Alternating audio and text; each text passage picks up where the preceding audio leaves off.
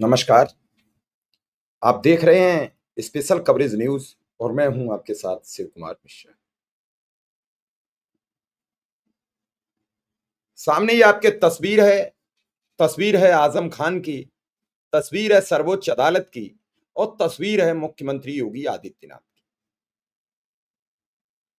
सोच रहे होंगे कि आप इस तस्वीर का क्या मायने हैं, इस तस्वीर के क्या मकसद हैं और किस पर्पज से इस तस्वीर को दिखाया है। तो सुप्रीम कोर्ट ने यूपी सरकार को नोटिस जारी किया है। आजम खान की पत्नी और बेटे ने सर्वोच्च अदालत में एक याचिका दाखिल की थी और इस याचिका पर अब उत्तर प्रदेश की सरकार को नोटिस जारी किया गया है। याचिका में तर्क दिया गया कि हाई कोर्ट के इस इनकार का उनके राजनीतिक कैरियर और सामाजिक प्रतिष्ठा पर दूरगामी और अपरिवर्तनीय परिणाम होगा। आपको याद होगा कि अभी बीते कुछ दिन पहले आजम खान को सीतापुर की जेल से जमानत होने के बाद रिहाई मिली। जब वो रिहा हो रहे थे तो उसके बीच में भी एक ऐसा पेपर सामने आ गया कि उनकी रिहाई कुछ घंटे के लिए रोक दी गई। उसके बाद वो 3,000 रुपया का जो जुर्माना था वो रामपुर की अदालत में भरा गया। अदालत से मेल जेल भिजवाया गया और फिर वो दोपहर के बाद वो जेल से रिहा हुए घर आए। तरह तरह के उन पर सवाल खड़े हो गए। बसपा में जाने के कयास हो गए। सपा में अखिलेश से नाराजगी साबित कर दी मीडिया ने और बहरहाल 2 दिन सिवाय आजम खान के कोई खबर नहीं चली उत्तर प्रदेश की मीडिया में। उसके बाद आजम खान अपने स्वास्थ्य का हवाला देते हुए दिल्ली आ गए। दिल्ली आए तो उन्होंने कई चीजें कही। उन्होंने एक वरिष्ठ पत्रकार हैं उनसे मुलाकात की और मुलाकात करके बताया कि जेल में मुझे मार डालने की पूरी तैयारी थी, मेरे बेटे को और मेरी पत्नी को। खाने में पॉइजन दिया जा रहा था जैसे मुख्तार अंसारी के साथ।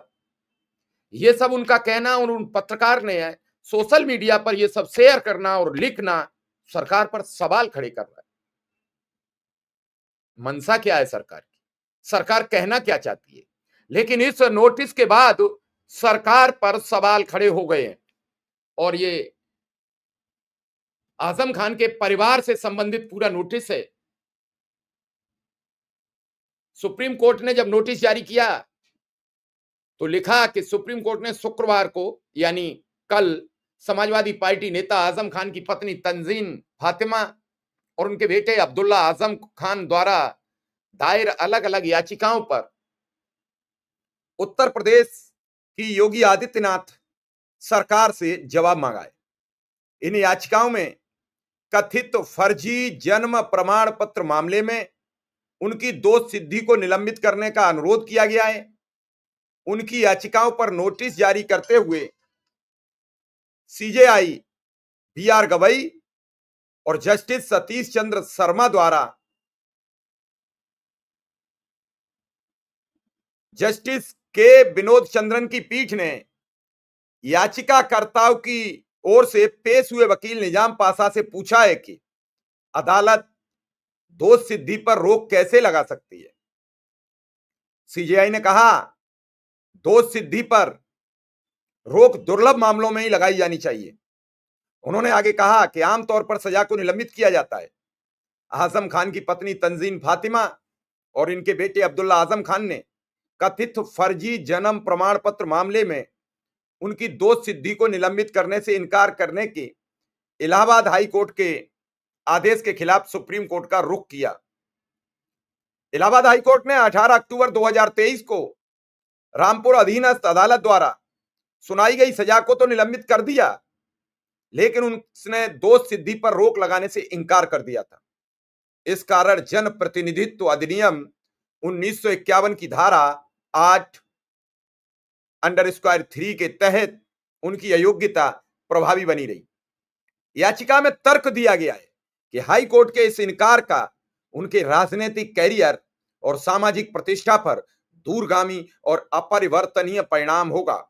याचिका में हाई कोर्ट के तर्क को गलत और अस्थिर बताते हुए कहा गया है कि जालसाजी का कोई सबूत नहीं था, कोई सबूत नहीं था जालसाजी का, फिर भी उन्हें जालसाज बताया गया। यह खबर छप गई, आ गई कोर्ट की निकल के। आखिर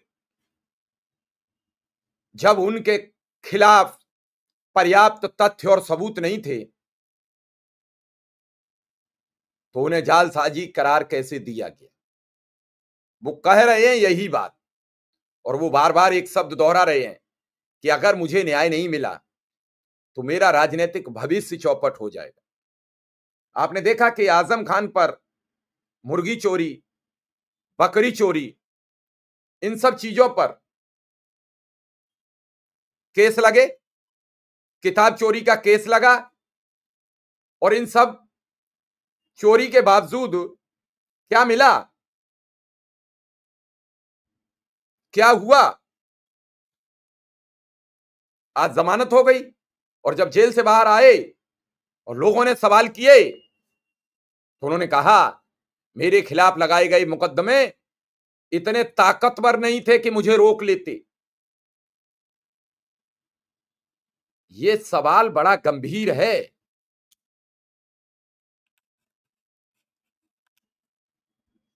सरकारें, यह काम ऐसा नहीं है कि आज हो रहा है, लेकिन आज इंतहा हो रहा है। अगर इसी तरीके से डिग्रियों की जांच होती है, इसी तरीके से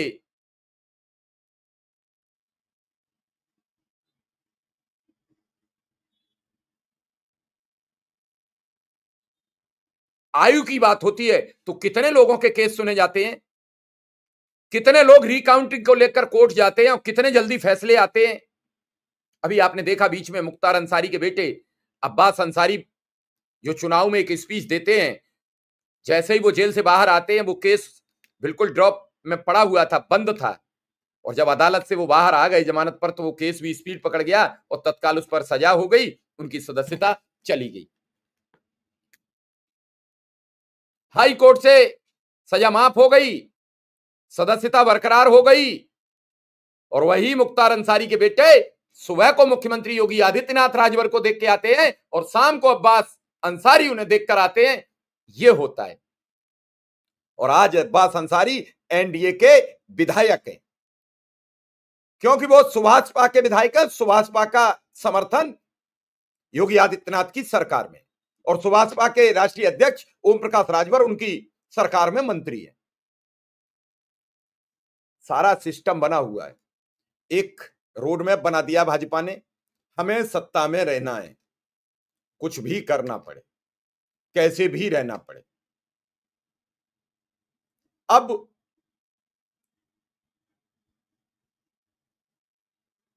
अदालत अगर इस दोष सिद्धि पर रोक लगाती है तो फिर अब्दुल्ला आजम चुनाव लड़ सकते हैं, फिर तंजीन फातिमा चुनाव लड़ सकती हैं, वरना इस अयोग्यता के बाद, उनके दोष सिद्ध अपराध होने के बाद उनका चुनावी मैदान में जाना बहुत मुश्किल हो गया है। 2027 का विधानसभा चुनाव अब सर पर है, और इसी को लेकर उन्हें जल्दी है कि इस दोष सिद्धि पर रोक लग जाए